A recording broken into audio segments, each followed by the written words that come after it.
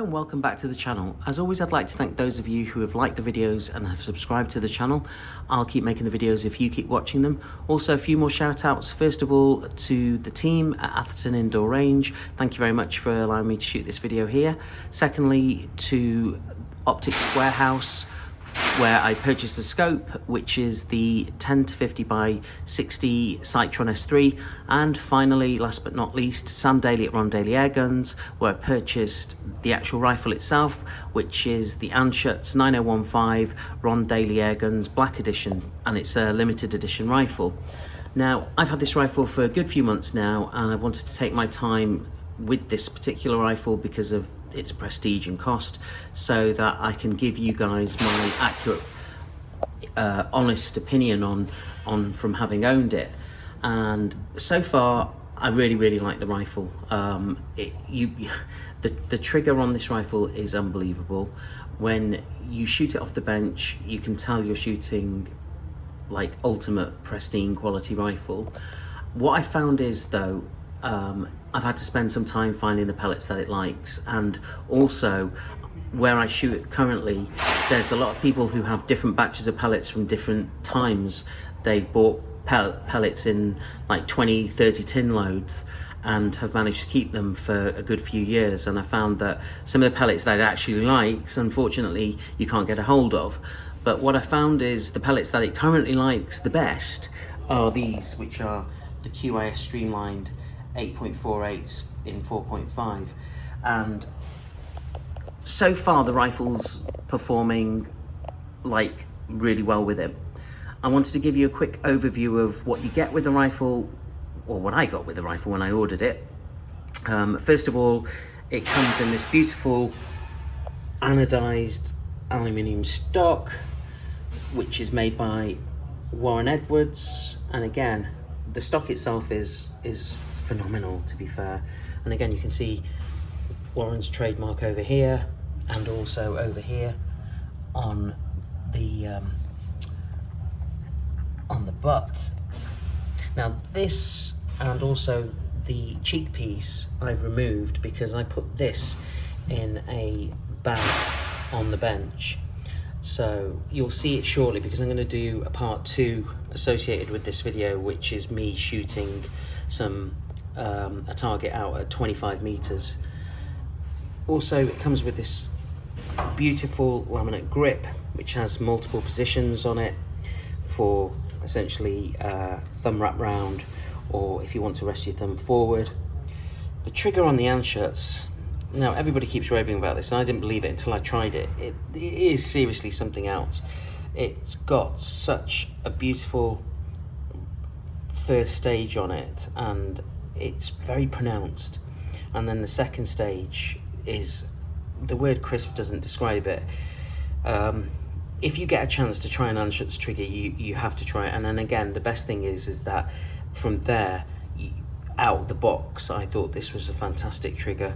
And what's even better is that it's completely tailorable, or you can configure it to exactly how you want it, so you can make it heavier or lighter. And I know that some people, like my friend Steve over here, who's one of the owners of the range, he's super fond of his light triggers. I also like this trigger guard, which is essentially, it's not meeting, well, in fairness, it's designed not to, because of the fact that you've got a separate laminate grip here, but the fact that it's got this kind of wraparound and then this curved area, which then has a really nice easy section, so you can make adjustments to the trigger itself. Moving forward, you've got a rail over here, which again has these beautiful cutout sections, which makes the rifle look very dynamic. Underneath, you've got a rail so that you can attach essentially a hamster, or what I've done is, again, this hamster came with it, that's currently with Sam for some adjustments, and it comes with also this bench plate, which I have attached. I'm getting more use from this, as you'll see shortly. The rifle has also been tuned by Nick Murphy, aka Zenith Tuning, and in fairness, you can tell when you shoot the rifle over here. The stripper is removable, I haven't taken it off. The only, again, my kind of one gripe is that it doesn't come with a manometer or pressure gauge. At the end of this is a Foster fill adapter, so that essentially you just go ahead and attach that on the end. And whilst it says it's a 200 bar fill over here, I fill it up to about 180 bar and then shoot it down to just over 100 before refilling it.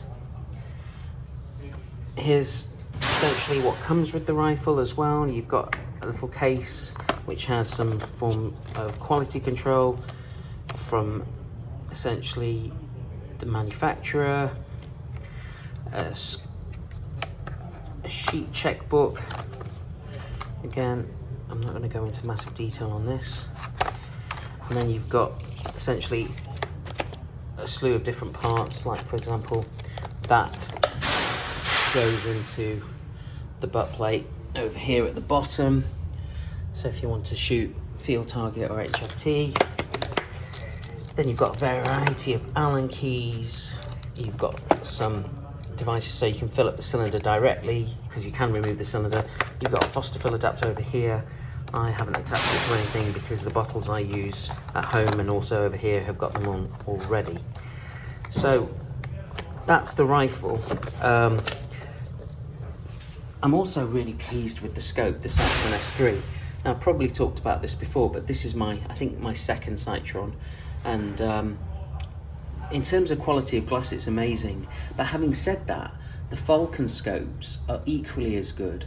But the fact that the Citron S3s recently on the Optics Warehouse on the Optics Warehouse website have recently come down in price have made this definitely an appealing scope, especially because these are illuminated reticules, and all the top shooters over here and the ones that I know who shoot further field on bench rest, they pretty much rave about this particular scope. So I thought, you know what, I'll go for another one, and if I'm going to put it on a rifle, it has to be this rifle that I'm going to put it on. So I also wanted to use this as an opportunity to talk about what does it shoot like in terms of its consistency through the chrono. Now, I tested this, as I said, with I tested it with a variety of different pellets. So QIS pellets, streamlined and domed. I tried JSBs, the Express, to the heavies, to the standard 8.44s in 4.51, 4.52s.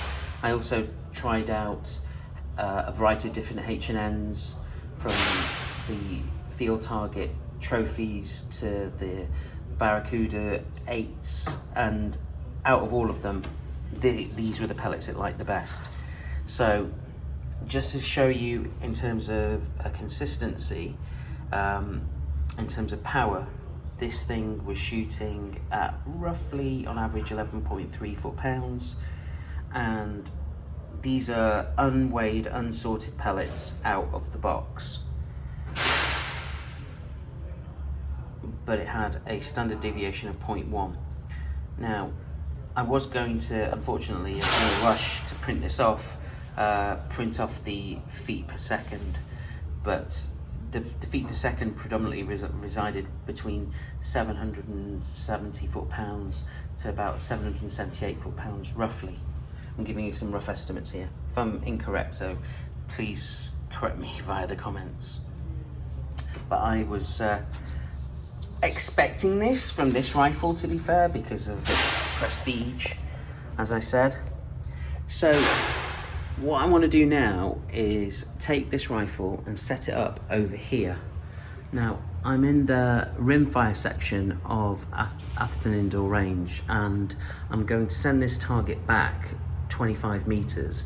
I've set up my Seb Mini over here and a bag. So what I'll do is I'll set up the rifle, and then I'm going to grab one of the owners, Steve, who's going to, or kindly offered, to film me shooting, and I'm going to probably use the right hand target as a sighter, the bottom one over there as a means of zeroing my scope, and then I will use that number 10 to put some shots down, but I'll talk you through it when I'm doing the actual shooting itself. So that's it now for part 1. See you again very, very soon. Oh, finish off on the rifle. Let me know what you think. Thank you.